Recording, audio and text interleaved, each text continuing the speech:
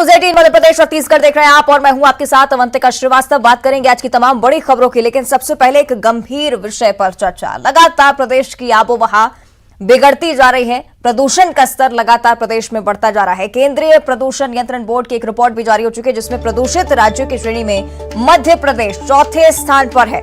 Haryana, Delhi, UP में सबसे ज्यादा वायु प्रदूषण देखने को मिल रहा है, जबकि मध्य प्रदेश चौथे स्थान के साथ ही ग्वालियर शहर सबसे ज्यादा प्रदूषित बताया जा रहा है। ग्वालियर का AQI लेवल 329 पर पहुंच गया है, जबकि राजधानी का AQI लेवल भी 299 पर, जबलपुर का लेवल 214 पर पहुंच गया है। लगातार प्रदेश की आबोहवा पर बुरा असर पड़ता हुआ प्रदूषण लगातार प्रदेश में बढ़ रहा है।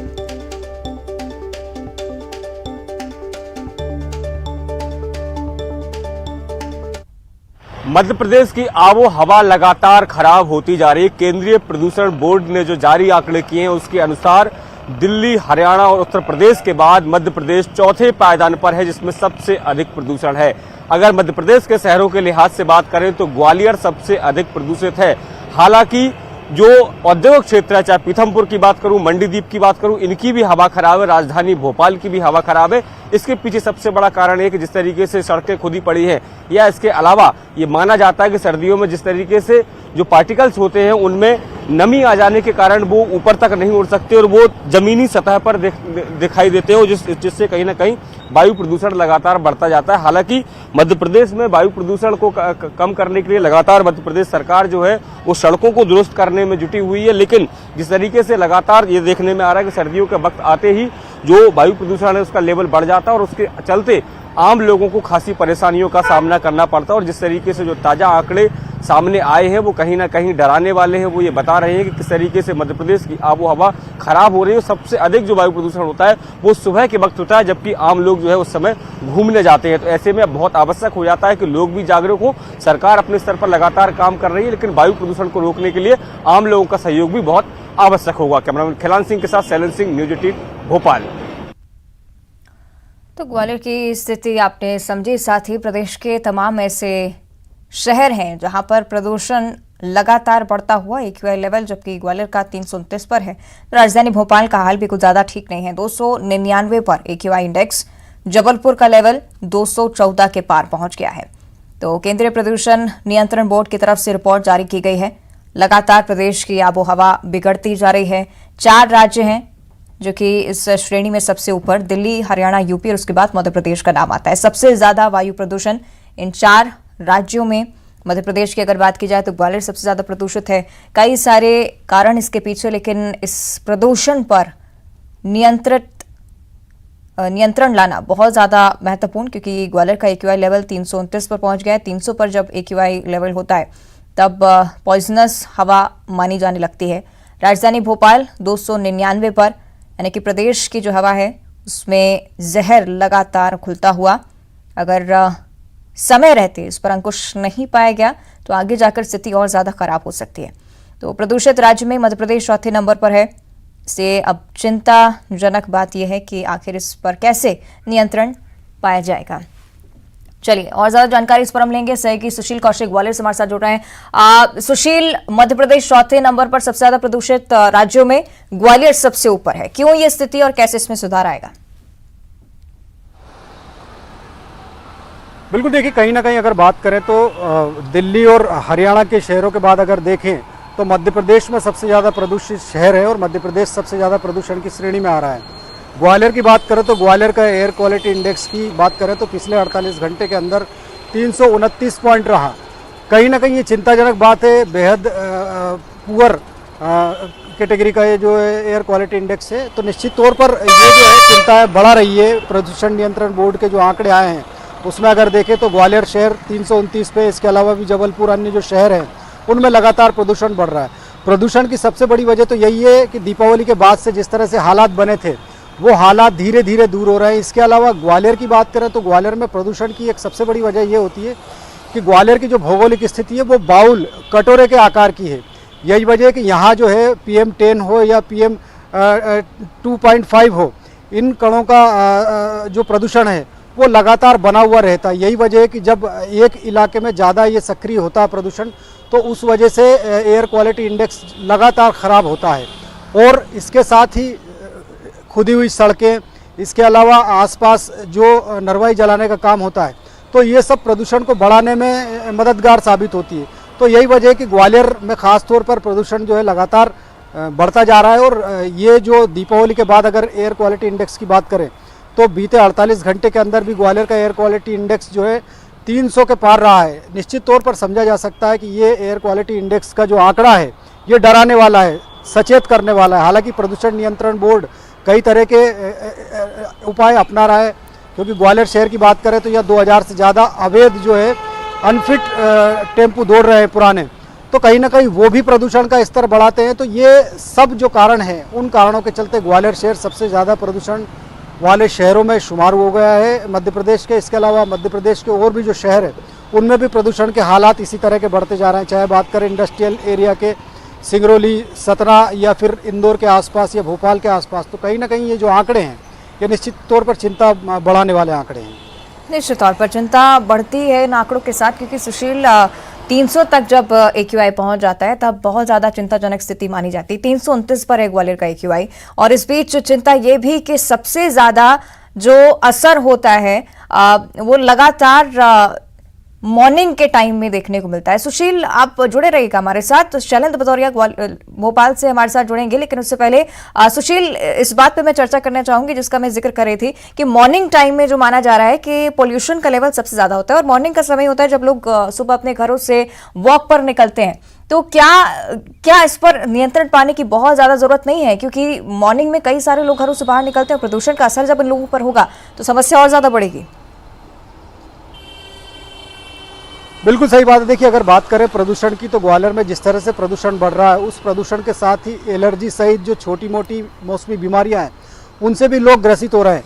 और सुबह के वक्त जो है फॉग के साथ प्रदूषण बढ़ता है तो उससे लोगों की सेहत पर असर पड़ता है, क्योंकि सुबह के वक्त मॉर्निंग वॉक करने वाले लोग भी इससे परेशान होते हैं। एक वजह ये भी ग्वालियर शहर में है कि रात 11 बजे के बाद जो भारी वाहनों की एंट्री शहर में होती है, तो शहर के चारों इलाकों से जब भारी वाहन रात के 12 बजे के आसपास प्रवेश करते हैं, सड़कें चूंकि खराब है तो भारी वाहनों की वजह से धूल के कण ज़्यादा मात्रा में रात के वक्त ही उड़ते हैं। और यही वजह कि सुबह के वक्त जो है एक तरह से देखें तो आसमान पे धुंध जैसी छाई हुई रहती है, क्योंकि अभी टेम्परेचर ऐसा नहीं है कि कोहरा हो।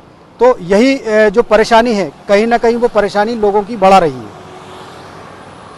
परेशानी बढ़ती हुई। और इस पर शैलेंद्र से भी हम चर्चा कर लेते हैं। शैलेंद्र, जिस तरह से ओवरऑल प्रदेश की हम बात कर रहे हैं, लगातार प्रदूषण को लेकर प्रदेश की स्थिति बिगड़ती जा रही है। मध्य प्रदेश चौथे स्थान पर, ग्वालियर सबसे ज्यादा प्रदूषित, जबकि राजधानी भोपाल भी कहीं ना कहीं उस इंडेक्स में आती जा रही है। 299 पर पॉल्यूशन इंडेक्स है, और 300 जब पहुंच जाता है, 300 पर जब AQI होता है तब चिंताजनक स्थिति मानी जाती है। शैलेंद्र, देखिए, बिल्कुल आपने ठीक कहा कि जिस तरीके से मध्य प्रदेश की आबो हवा खराब हो रही है और ऐसे में कहीं ना कहीं वो लोगों को बीमार कर रही है। हालांकि गर्मियों के दिनों में जिस तरीके से जो आबो हवा थी वो उतनी खराब नहीं थी, लेकिन जैसे जैसे सर्दी आगे बढ़ रही है वैसे वैसे आबो हवा खराब होती जा रही है, और उससे बड़े शहर भी अछूते नहीं है। चाहे भोपाल की बात करूं, जबलपुर की बात करूं या फिर ग्वालियर की बात करूं, ये जो बड़े शहर हैं ये लगातार प्रदूषण की जद में हैं। इसके साथ ही जो छोटे इलाके हैं वो भी इससे बच नहीं पा रहे हैं। चाहे कटनी की बात हो, पीथमपुर की बात हो, मंडीदीप की बात हो, ये वो इलाके हैं जहां औद्योगिक क्षेत्र हैं, और ऐसे में इन इलाकों में भी तेजी से जो AIQ लेवल है वो बढ़ रहा है। अगर बात करूं तो लगभग ग्वालियर का AIQ लेवल तो जो है वो 300 के पार चला गया, और उसके इतना ही लगभग भोपाल का भी लगभग बना हुआ है। और हालांकि जबलपुर में थोड़ी सी राहत है, 200 के आसपास AQI लेवल है।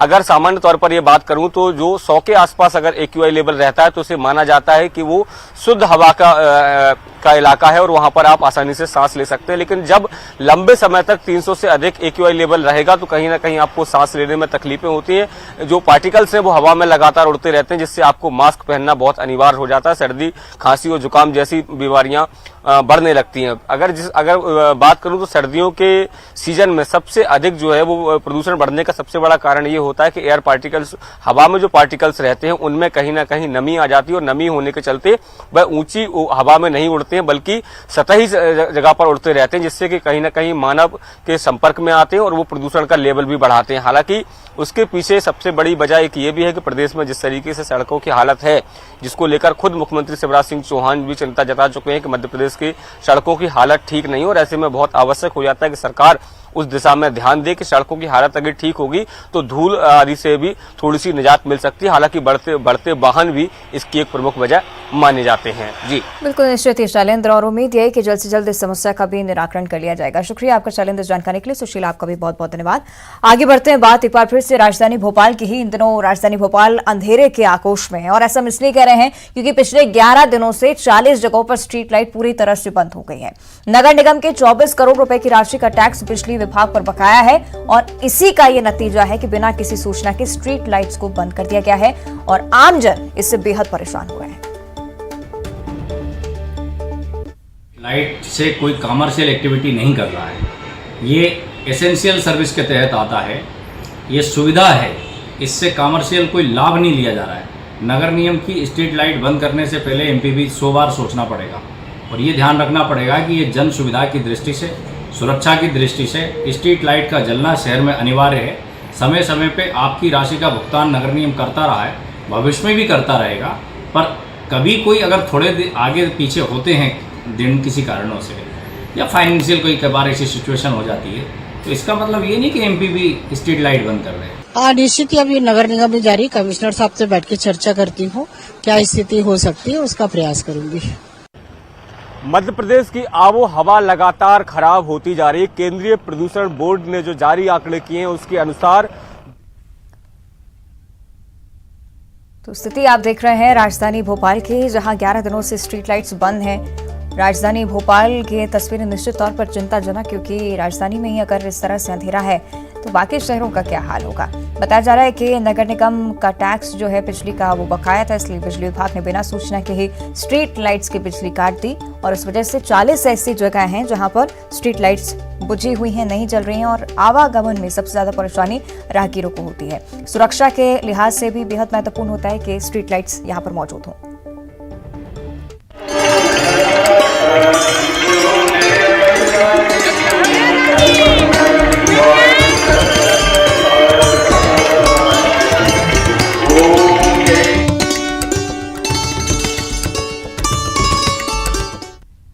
और आज कार्तिक पूर्णिमा है। आज के दिन पवित्र नदियों में स्नान और दान का बड़ा महत्व होता है। रायपुर के महादेव घाट पर कार्तिक पुण्य मेले में स्नान करने के लिए बड़ी संख्या में दूर दूर से श्रद्धालु पहुंच रहे हैं। मुख्यमंत्री भूपेश बघेल ने भी रायपुर के महादेव घाट पर कार्तिक पुण्य मेले में स्नान किया। उन्होंने प्रदेश की खुशहाली और जनता की सुख समृद्धि की कामना के साथ ही पुण्य स्नान किया, साथ ही दीपदान और आरती भी की गई। इस दौरान सीएम ने हाटिकेश्वर मंदिर में भोलेनाथ की पूजा भी की, श्रद्धालुओं को संबोधित भी उन्होंने किया और इस मौके पर महादेव घाट रोशनी से नहा उठा। चारों ओर रंग बिरंगी रोशनी जगमगा रही थी। स्नान करने के बाद हटकेश्वर महादेव के और यहाँ हजारों की तादाद में श्रद्धालु आए हैं। सभी को हमारे यहाँ धार्मिक परंपरा, सांस्कृतिक परंपरा, सामाजिक परंपरा के निर्वहन हम सब मिलकर करते हैं। आज गोधन न्याय योजना के 55 किस्त गृह जारी कर लगभग 5 करोड़ 35 लाख के आसपास की राशि के आज प्रकाश पर्व भी है। गुरु नानक देव की जयंती और गुरु नानक देव की छत्तीसगढ़ से बड़ा गहरा नाता। अमरकंटक के पास कबीर चबूतरा है, जहाँ गुरु नानक देव कबीर जी के भेंट भोरी से हमारे महासमुंद जिला में गढ़फुलझर में होकर आगमन की भी जानकारी है और कहते गढ़फुलझर एक पर्यटन स्थल के रूप में विकसित करे तो हम फैसला भी करें। महादेव घाट के भी विकास के बारे में पिछले समय हम घोषणा कर रहे हैं, इस बजट में शामिल करबो और ये विकास कार्य हमारा करना है। देखिए, हटकेश्वर महादेव जी का बहुत ही प्राचीन मंदिर है और शुरू से ही यहाँ पर ये कार्तिक पुण्य का स्नान किया जाता था। मुख्यमंत्री साहब बाल्यकाल से यहाँ पर आते रहे और मुख्यमंत्री बनने के बाद पिछले 4 साल से लगातार जो इसको ऐतिहासिक से ऐतिहासिक बनाया जा रहा है। मैं समझता हूँ कि हिंदुस्तान का पहला ऐसा ये शहर होगा और ये ऐसा तट होगा जो कार्तिक पुण्य के नाम से जिसको बहुत एक धरोहर के रूप में देखा जा रहा है, क्योंकि मुख्यमंत्री जी जब बाल्यकाल से यहाँ आते रहे और मुख्यमंत्री बनने के बाद उन्होंने इन 4 सालों में इसको ऐतिहासिक से अच्छा बनाने का सोच लिया था। मैं समझता हूँ छत्तीसगढ़ राज्य बनने का सपना जिन लोगों ने देखा था, आज वो सपना मुझको लगता है साकार होते नजर आ रहा है। और कार्तिक पूर्णिमा पर नरसिंहपुर में भी नर्मदा तटों पर श्रद्धालुओं का सैलाब उमड़ा। मां नर्मदा में स्नान और पूजा के लिए भगवान ब्रह्मा की तपोभूमि ब्राह्मण घाट, साथ ही चिकौली घाट, झांसी घाट, काकरा घाट सहित सभी नर्मदा घाटों पर आस्थावानों का जमावड़ा रहा।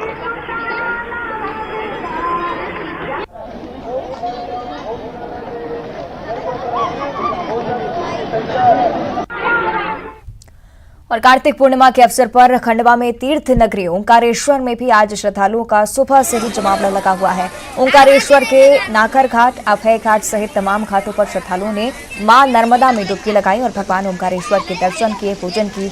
इसके साथ ही ऐसा माना जाता है कि कार्तिक मास में भगवान विष्णु जल में वास करते हैं। ऐसे में नदी में स्नान करने से व्यक्ति को वैकुंठ की प्राप्ति होती है और इसे मानसिक और शारीरिक समस्याओं से मुक्ति मिलती है।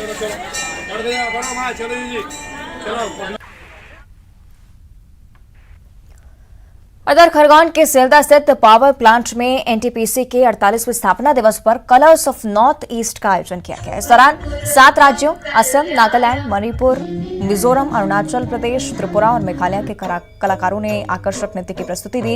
एनटीपीसी के सीजीएम आर.के. कनौजिया ने बताया कि जिले के विकास के साथ साथ रोजगार बढ़ाना एनटीपीसी का लक्ष्य है। कौशल विकास के माध्यम से युवाओं को स्वावलंबी बनाना एनटीपीसी की प्राथमिकता है। कौशल विकास के जरिए युवा बाहर जाकर भी काम कर सकते हैं।